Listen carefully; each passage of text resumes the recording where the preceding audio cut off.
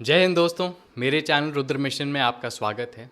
आज मैं बात करूंगा एक ऐसे विषय पे जिस पे बहुत सारे लोगों ने टिप्पणी की है और चर्चा की है, और ये एक ऐसा विषय है जो भारत के लिए बहुत ही ज़्यादा इम्पोर्टेंट है। मैं बात कर रहा हूँ दो देशों की, सऊदी अरेबिया और पाकिस्तान। इन दोनों ने एक म्यूचुअल डिफेंस पैक्ट साइन किया है। इसका नाम रखा गया है स्ट्रेटेजिक म्यूचुअल डिफेंस अग्रीमेंट। और ये बहुत ज़्यादा ज़रूरी है क्योंकि स्ट्रेटेजिक म्यूचुअल डिफेंस फौजी भाषा में बोली जाए तो ये न्यूक्लियर वेपन्स होते हैं। ये बड़े बड़े हथियार होते हैं, जैसे कि लॉन्ग रेंज मिसाइल्स हो गई, बैलिस्टिक मिसाइल्स हो गई। तो जो न्यूक्लियर हथियार होते हैं ना, वो स्ट्रेटेजिक माने जाते हैं। तो इसलिए जो भी न्यूक्लियर देश हैं, जैसे कि Bharat, France, Pakistan, England, America, Russia, China, इनके पास स्ट्रेटेजिक फोर्सेस होती हैं और उनको कंट्रोल करने के लिए स्ट्रेटेजिक कमांड होती है। इसीलिए ये जो strategic mutual defence agreement Saudi और पाकिस्तान ने साइन किया है ना, ये बहुत ज़रूरी है। देखिए, सऊदी अरेबिया और पाकिस्तान के जो म्यूचुअल डिफेंस अग्रीमेंट है, इसके पीछे कुछ कारण हैं। मैं सऊदी अरेबिया की तरफ से पहले बताता हूँ, बड़े सिंपल हैं। पहला है इज़राइल, क्योंकि इज़राइल को कोई रोक नहीं पा रहा है, और इज़राइल को जहाँ हमास दिखता है वहाँ बॉम्ब मारता है, जहाँ हमास मिलता है वहाँ मिसाइल जाके गिरती है। इज़राइल ने ये कतर में करके दिखाया। कतर की राजधानी दोहा, वहाँ भी इज़राइल ने हमास को मार दिया, और कतर को कुछ नहीं मिला। कतर सोच रहा था कि शायद अमेरिका इज़राइल को धमकाएगा, चुप कराएगा, डांटेगा, उनको हथियार देने से रोकेगा, लेकिन अमेरिका ने क्या किया भाई? ट्रंप ने नेतन्याहू को बुलाया, वाइट हाउस में बुलाया, कतर के अमीर को फ़ोन लगाया और बोला कि सॉरी बोल दो, बात ख़त्म। नेतन्याहू खुशी खुशी सॉरी बोला, बात ख़त्म। तो कतर, जिसने अमेरिका को इतने सालों साल धंधा दिया है, बिलियंस ऑफ डॉलर्स दिए हैं, उनके हथियार खरीदे हैं, अमेरिका का जो अभी राष्ट्रपति है ट्रंप, कतर ने उसको खुद एक प्रेसिडेंशियल प्लेन गिफ्ट किया है। उस सब का कुछ वैल्यू ही नहीं रहा ना। तो कतर के साथ जो हुआ, बाकी सारे अरब देशों ने देख लिया और सोच लिया कि यार ये तो पंगे की बात है। मतलब कल इज़राइल को अगर मन किया कि इनको मार दें, तो अमेरिका तो आएगा ही नहीं बचाने। हम लोगों ने इतना अमेरिका को पैसा दिया, उनको डॉलर्स दिए, उनको उनको तेल दिया, उनके हथियार खरीदे, भाई कोई पॉइंट ही नहीं है। और अगर ये सारे मिल के इसराइल पे हमला करें तो भाई इनकी खैर नहीं। तो पहला रीज़न हो गया सऊदी अरेबिया के लिए इसराइल। दूसरा हो गया ईरान। देखिए, ईरान अभी कमज़ोर है, घायल है, और इसलिए वो ज़्यादा डेंजरस है। ईरान पे इसराइल ने भी मारा, अमेरिका ने भी मारा। तो इसराइल और अमेरिका के जो अटैक्स थे ना, तो काफ़ी हद तक ईरान की न्यूक्लियर साइट्स पे थे और काफ़ी हद तक डैमेज भी हुई हैं। लेकिन आप खुद सोचिए, अगर आप ईरानी होते और आपके देश पे ऐसे हमले हुए होते, तो आप यही सोचते ना कि अगर हमारे पास न्यूक्लियर हथियार होते तो हमें कोई नहीं मारता, तो हमें कोई नहीं छेड़ता, हमें कोई परेशान नहीं करता। तो ईरान तो यही सोचेगा ना कि अब हमें न्यूक्लियर हथियार बनाने चाहिए। पहले हम नहीं भी, अगर वो नहीं भी बना रहे थे तो अब तो वो बनाएंगे ना। तो इससे सऊदी अरेबिया तो बिल्कुल डरेगा, क्योंकि सऊदी अरेबिया की ईरान से नहीं बनती। सऊदी अरेबिया ने तो खुद इतनी बार बोला है कि अगर ईरान अपने न्यूक्लियर हथियार बनाएगा तो हम भी अपने हथियार बनाएंगे, और ये अमेरिका चाहता नहीं। तो सऊदी अरेबिया को क्या लगा कि यार पाकिस्तान से डिफेंस अग्रीमेंट कर लेते हैं कि अगर हमें कभी ज़रूरत पड़ी तो पाकिस्तान की हम हेल्प लेंगे। और ये इस म्यूचुअल अग्रीमेंट में सऊदी अरेबिया की तरफ से उतना नहीं आया जितना पाकिस्तान के जो मिनिस्टर्स हैं उन्होंने खुद बोल दिया कि हाँ, हमारे न्यूक्लियर हथियार भी उनके ही हैं। तो जब से पाकिस्तान पैदा हुआ है तब से सऊदी अरेबिया उनकी मदद कर रहा है। उनको डॉलर्स देते थे, उनको तेल देते थे, उनको डिप्लोमेटिक सपोर्ट देते थे, और पाकिस्तान ने भी सऊदी अरेबिया को बहुत हेल्प की है, बहुत सपोर्ट किया है। पाकिस्तान के जो सीनियर सीनियर ऑफिसर्स हैं, जनरल्स हैं, वो सऊदी अरेबिया में रहते हैं, वहाँ ट्रेनिंग देते हैं, वहाँ मिलिट्री एडवाइज़र्स की तरह हैं। पाकिस्तान के जो एसएसजी कमांडोज़ हैं, स्पेशल सर्विसेज हैं, वो मक्का मदीना में सिक्योरिटी देती है। तो इनके बहुत पुराने रिश्ते हैं। और सऊदी अरेबिया ने पाकिस्तान के न्यूक्लियर बॉम्ब के लिए बहुत पैसे भी दिए थे। इसीलिए पाकिस्तान एक टाइम पे बोलता था कि ये सिर्फ पाकिस्तान का न्यूक्लियर बॉम्ब नहीं है, ये एक सुन्नी न्यूक्लियर बॉम्ब है, यानी कि सारे सुन्नी देशों के लिए ये एक न्यूक्लियर बॉम्ब है। और अभी ये जो डिफेंस अग्रीमेंट हुई है ना, ये पहला कदम है कि सारे सुन्नी देश अब यही सोचेंगे कि हम भी यार पाकिस्तान से ऐसी डील कर लेते हैं कि कल को ऐसी नौबत अगर आई कि हमारा देश खतरे में है तो हम पाकिस्तान को अपनी सिक्योरिटी के लिए यूज़ करेंगे। पाकिस्तान के लिए भी अच्छी चीज़ है, उनको वही डिप्लोमेटिक सपोर्ट तो मिलेगी मिलेगी, उनको डॉलर्स मिलेंगे, उनको तेल मिलेगा, और उनको जितनी वो जो उनकी जो छवि जो गिर गई थी ना इस्लामिक वर्ल्ड में टेररिज्म की वजह से, वो थोड़ी अब ऊंची हो गई है। तो सऊदी भी खुश, पाकिस्तान भी खुश। अब इसमें भारत का क्या लेना देना है? बहुत लेना देना है, और मैं आपको सिंपल टर्म्स में समझाता हूँ। सऊदी अरेबिया ने अपने लिए लाइफ इंश्योरेंस साइन किया है, ठीक है। वो लाइफ लॉन्ग उनकी प्रोटेक्शन के लिए ये सऊदी और पाकिस्तान म्यूचुअल डिफेंस एग्रीमेंट है, और पाकिस्तान के लिए ये हेल्थ इंश्योरेंस है। लाइफ लॉन्ग की बात है नहीं, लेकिन ये तब की है जब पाकिस्तान आईसीयू में होगा, हॉस्पिटल में होगा। ऑपरेशन सिंदूर में देख लिया कि पाकिस्तान की कैसी धुलाई हुई, कैसे पिटाई हुई। पाकिस्तान यही सोच रहा है कि अगली बार अगर ऐसा हो गया तो सऊदी अरेबिया भले ही ट्रूप्स ना भेजे, भले ही अपने सिपाही ना भेजे, कम से कम डॉलर्स दे सकता है, कम से कम तेल दे सकता है, डिप्लोमेटिक सपोर्ट दे सकता है। उन्हीं डॉलर से पाकिस्तान तुर्की के पास जाएगा, चाइना के पास जाएगा, हथियार मांगेगा। और शायद एक ऐसा भी समय आ सकता है जहां भारत पे इतना प्रेशर हो कि रूस का तेल खरीदना बंद करना पड़े और वापस सऊदी तेल लेना पड़े। देखिए, भारत पहले सऊदी अरेबिया से तेल लेता था, और जब से हम रूस से लेने लगे हैं, सऊदी अरेबिया को बिलियंस ऑफ डॉलर्स का नुकसान हुआ है। और ये बात उनको बिल्कुल नहीं पसंद, क्योंकि उनका एक ट्रस्टेड कस्टमर रशिया की तरफ चला गया है। तो भारत पे अब सारा प्रेशर यही डलेगा। सारे देश जो भारत के खिलाफ हैं वो ऐसा ही प्रेशर डालेंगे कि रूस से तेल लेना बंद करो, ताकि सऊदी अरेबिया से वापस डील चालू हो जाए। तो शायद एक ऐसा टाइम आ सकता है कि हम सऊदी अरेबिया से तेल ले रहे हैं, उन्हें डॉलर्स दे रहे हैं, वो डॉलर सऊदी अरेबिया पाकिस्तान को दे रहा है, पाकिस्तान उन्हीं डॉलर्स से हथियार खरीद रहे हैं जो वो भारत के अगेंस्ट यूज़ करने वाले हैं। ऐसा भी दिन आ सकता है, क्योंकि भारत को तेल लेना तो पड़ेगा। हम तेल उतना खुद बनाते नहीं हैं, तो हम डिपेंडेंट हैं। तो इसीलिए भारत को काफ़ी अलर्ट रह के चलना चाहिए। और एक बहुत इम्पॉर्टेंट चीज़ जो इसमें डिफेंस एग्रीमेंट में ये है कि अगर पाकिस्तान पे हमला होगा तो सऊदी अरेबिया उनकी मदद करेगा, और अगर सऊदी अरेबिया पे हमला होगा तो पाकिस्तान मदद करेगा। ये तो मैंने आपको बता दिया कैसे होगा। पाकिस्तान सिपाही, देखो पाकिस्तान के पास ना तेल है ना डॉलर्स हैं, तो वो सिर्फ सिपाही ही भेज सकते हैं, तो वो सिपाही भेजेंगे, अपने ट्रूप्स भेजेंगे, अपने वेपन्स दे देंगे, अपनी न्यूक्लियर बॉम्ब्स दे देंगे। सऊदी अरेबिया भाई वो शायद अपने ट्रूप्स ना भेजें, लेकिन वो डॉलर्स दे सकते हैं, वो तेल दे सकते हैं, डिप्लोमेटिक सपोर्ट दे सकते हैं। लेकिन अगर ऐसा भी दिन आ गया कि सऊदी अरेबिया सोचे कि भारत को सबक सिखाना है और वो अपनी ताकत दिखाने की कोशिश करें, तो क्या होगा? तो चलिए आज यही देखते हैं कि सऊदी अरेबिया में कितनी ताकत है, कितना है दम उनमें।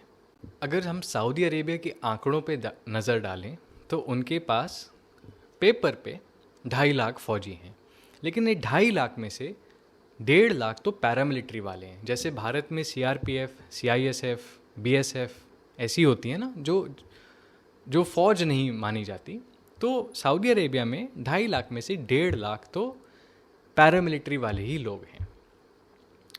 75,000 इनके सोल्जर्स हैं, यानी कि आर्मी है, यानी कि थल सेना है।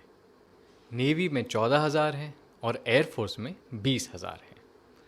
तो ऐसे देखा जाए तो कुछ खास उनकी फ़ौज है नहीं, लेकिन उनकी जो सबसे ताकतवर फ़ौज है ना तो वो आर्मी है ना वो नेवी है, वो एक्चुअली है उनकी एयरफोर्स। देखिए, नेवी में तो उनके मुश्किल से कुछ 30-31 शिप हैं, कुछ भी नहीं है वो।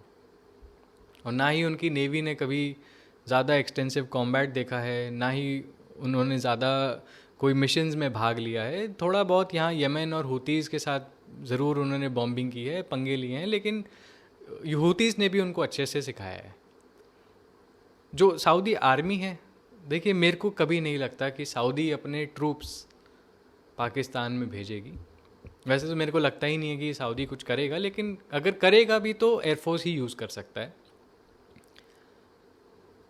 और ये शायद तब होगा जब पाकिस्तानी पैर पकड़ेंगे और गिड़गिड़ाएंगे कि हमको बचा लो, तब शायद ऐसा हो कि सऊदी अपनी एयरफोर्स डिप्लॉय करे, एक मैसेज देने के लिए भारत को कि हम अपने सुन्नी दोस्त के साथ खड़े हैं। तो चलिए देखते हैं सऊदी एयरफोर्स कितनी तगड़ी है। और मैं बात करूंगा सिर्फ फाइटर जेट्स की, क्योंकि फाइटर जेट्स को डिप्लॉय करना सबसे तेज़ होता है और सबसे ज़्यादा लीथल वही होते हैं, सबसे ज़्यादा बड़े धमाके वही कर सकते हैं, और उनका वो जो कोई भी लड़ाई हो उसको वो बहुत जल्दी पलट सकते हैं। तो फाइटर जेट्स अगर सऊदी अरेबिया के देखे जाएं तो 3 ही मेन हैं। पहला है पैनवियर टोर्नेडो, जो बहुत पुराना है। टोर्नेडो जो जहाज़ है वो 3 देश मिलके बनाते थे, जर्मनी, इटली और यूके। ये बहुत पुराना जहाज़ है और सऊदी अरेबिया कैसे करके भी घसीट पसीट के इसको चला रहा है। जो बाकी दोनों हैं ना, वो हैं ज़्यादा इम्पॉर्टेंट। जो इनका F-15 है, F-15 उसमें भी 2 वर्जन है, एक पुराना वाला है और एक F-15 स्ट्राइक ईगल है। ये उन्होंने अमेरिका से ख़रीदा है। F-15 को बोइंग बनाती है और ये जहाज़ काफ़ी मॉडर्न है। इसमें काफ़ी अच्छे अच्छे हथियार लग सकते हैं, एयर टू एयर हथियार, लॉन्ग रेंज हथियार, एंटी शिप मिसाइल्स भी लग सकती हैं। और सऊदी अरेबिया के पास करीब 220 F-15s हैं। और तीसरा जहाज़ है उनके पास यूरोफाइटर टाइफून।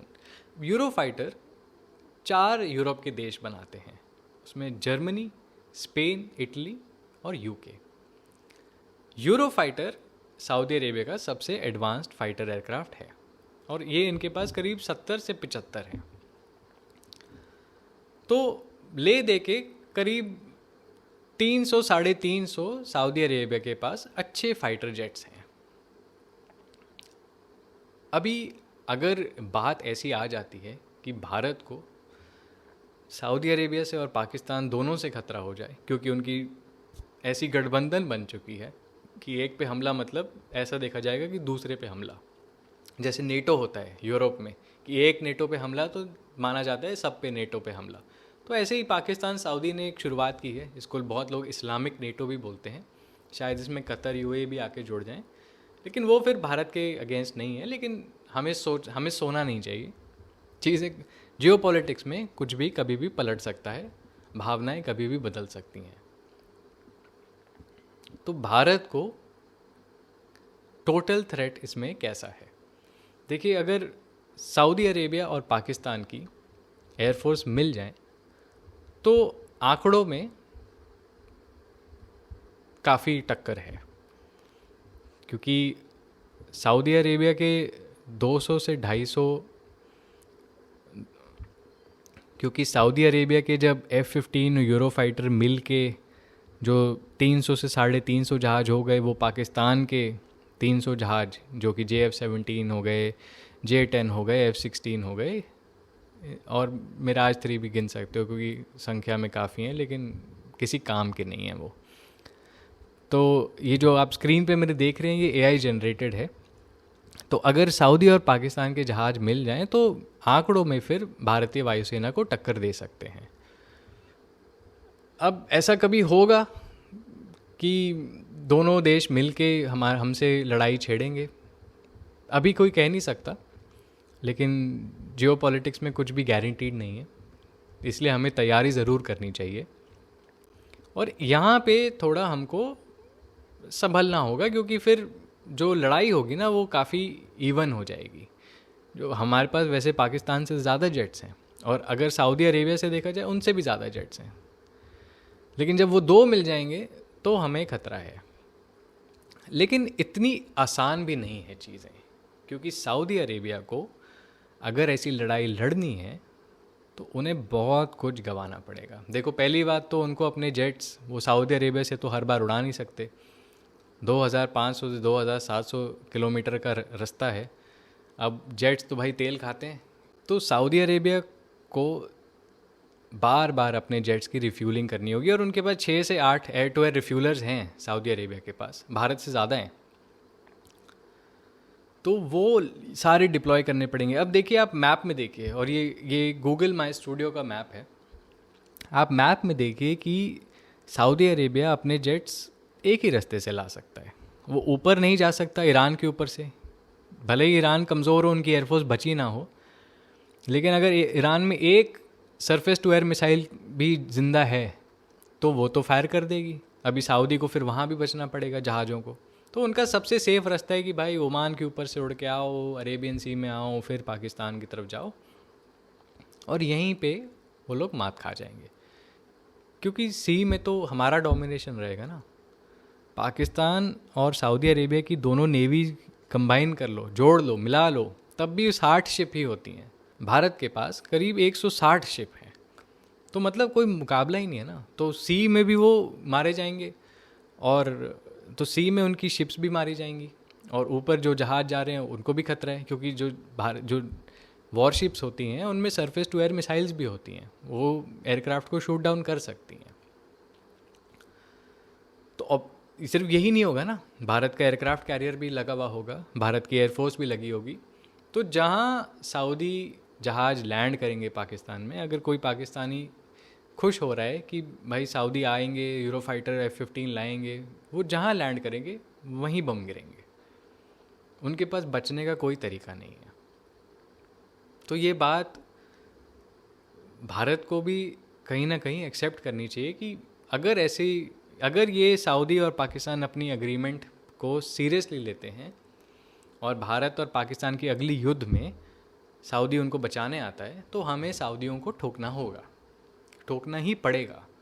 और उसमें फिर सऊदी लोगों को सोचना पड़ेगा कि ये लड़ाई उनके लिए वर्थ इट है कि नहीं, किसके लिए लड़ रहे हैं वो लोग। कुछ नहीं मिलेगा उनको एंड में जाके, उनके ही खुद के पायलट जाएंगे, उनके खुद के जहाज जाएंगे, उनका ही नुकसान होगा। और एक बात मैं बता दूं आप सब लोगों को, सऊदी अरेबिया और बाकी के जो गल्फ़ के जो देश हैं ना, वो बहुत, वैसे वो बड़े एक्सेप्टिंग हैं, इनवाइटिंग हैं, लेकिन वो उतने ही ज़्यादा रेसिस्ट भी हैं। और ये बात मैं नहीं कह रहा, ये पाकिस्तानी खुद कह रहे हैं। आप मेरी स्क्रीन पे देखिए, पाकिस्तानी खुद बोल रहे हैं कि सऊदी के लोग, गल्फ़ के लोग पाकिस्तानियों को, बांग्लादेशियों को और हिंदुस्तानियों को, चाहे वो हिंदू हो, मुसलमान हो, सिख हो, ईसाई हो, सबको मिट्टी की तरह ट्रीट करते हैं, सबको वो अपने से नीचे समझते हैं। तो आप खुद ही सोचिए, कितने सऊदी घर वाले होंगे जो चाहेंगे कि हमारे लड़के पाकिस्तान के लिए लड़ें और कहीं दूर अरेबियन सी में मर मुरा जाएं। भाई वहाँ भी तो बोलेंगे ना अपने शेखों को, कि अमीरों को, कि बंद करो भाई, हमको कोई लेना देना नहीं भारत से, हमको कोई पंगे नहीं लेने। किस लिए मर रहे हैं हम? पाकिस्तानियों के लिए, उनको तो हम अपने से नीचे मानते हैं। तो आप खुद ही सोच लीजिए कि भारत को ऐसा कोई खतरा है नहीं, और शॉर्ट टर्म में तो बिल्कुल नहीं है, क्योंकि देखिए सऊदी और भारत के रिश्ते बड़े अच्छे हैं। करीब 5 लाख भारतीय सऊदी अरेबिया में रहते हैं, काम करते हैं, मेहनती हैं, और ना तो वो वहाँ के पॉलिटिक्स में इन्वॉल्व रहते हैं, ना ही वो वहाँ कोई चोरी चकाटी करते हैं, ना ही भीख मांगते हैं जैसे पाकिस्तानी मांगते हैं। तो भारत की तो छवि अच्छी है ना, और भारतीयों की भी छवि अच्छी है, वो किसी भी धर्म के हों, भारतीय हैं, और उनकी छवि सऊदी में और गल्फ़ में बहुत अच्छी है। तो शॉर्ट टर्म में कोई ख़तरा नहीं है, लॉन्ग टर्म में यस बिल्कुल ख़तरा है। क्योंकि अगर जिस तरह अभी दुनिया चल रही है, एक बहुत बड़ा ग्लोबल ऑर्डर को झटका आ रहा है, इकोनॉमिक आएगा और फिर होंगी सारी लड़ाइयाँ स्टार्ट। उस लड़ाई में मानो ऐसा हो गया कि बहुत सारे देश, क्योंकि भारत ऊपर आ रहा है, बहुत सारे देश सोचे कि यही मौका है भारत को दबाने का, और जो हम 2 फ्रंट वॉर 3 फ्रंट वॉर के लिए सोचते थे, अब वो 5 फ्रंट वॉर 6 फ्रंट वॉर हो जाए। तो हर जगह लड़ना उतना इजी नहीं है। और अगर देशों ने ऐसा सोचा, और सऊदी अरेबिया क्योंकि पाकिस्तान के साथ उनकी एग्रीमेंट है, वो भी ऐसा सोचें, तो यस लॉन्ग टर्म में हमें बिल्कुल ख़तरा है। तो इसके लिए हमको क्या करना चाहिए? बहुत सिंपल है, और ये मैं बहुत टाइम से कह रहा हूँ कि हमको अपनी डिफेंस और इंटेलिजेंस स्ट्रॉन्ग करनी है, और डिप्लोमेसी, DID, डिफेंस, इंटेलिजेंस और डिप्लोमेसी। हमको और जहाज़ सिर्फ ख़रीदने ही नहीं है जैसे कि रफ़ाल, हमें अपनी जो प्रोडक्शन लाइन्स है उनको बढ़ानी है। हमारा नेशनल मिशन होना चाहिए अपना कावेरी इंजन को एक्टिवेट करना, उसको जहाज़ में लगाना और जहाज़ उड़ाना। हमारे खुद के इंजन्स होने बहुत ज़रूरी हैं ताकि हम कभी किसी पे डिपेंडेंट ना रहें, हम अपने जहाज़ दनादन बनाएं, क्योंकि आगे की जो लड़ाइयाँ होंगी ना, पहली गोली आखिरी गोली फाइटर जेट्स ही चलाएंगे। ड्रोन्स तो बीच की छोटी छोटी एरिया की होंगी, जो बड़े बड़े जब गिरेंगे ना धमाके, वो सारे जेट्स करेंगे, और जेट्स के बिना हम नहीं लड़ सकते। तो मैं इसी चीज़ पे वीडियो एंड करना चाहूँगा कि हमें अपना मिलिट्री प्रोक्योरमेंट बढ़ाना पड़ेगा, सरकार को पैसे खर्चने पड़ेंगे, हमें अपनी इंजीनियरिंग इम्प्रूव करनी पड़ेगी, हमें अपने जेट इंजन्स निकालने ही पड़ेंगे। इसके बिना हमारा सर्वाइवल आगे जाके लॉन्ग रन में बहुत मुश्किल है, बहुत मुश्किल है। क्योंकि जिस दिन वर्ल्ड वॉर जिस दिन हम उस दरवाजे पे पहुंच जाएंगे जहां वर्ल्ड वॉर स्टार्ट हो रही है, उस दिन हम देखेंगे कि इस पूरी दुनिया में कोई ना किसी का दोस्त ना किसी का दुश्मन, सब इंटरेस्ट। जो अभी दोस्त हैं वो तब दुश्मन हो जाएंगे, जो अभी दुश्मन है तब दोस्त हो जाएंगे। तो हमें अपने आप को मजबूत करना चाहिए।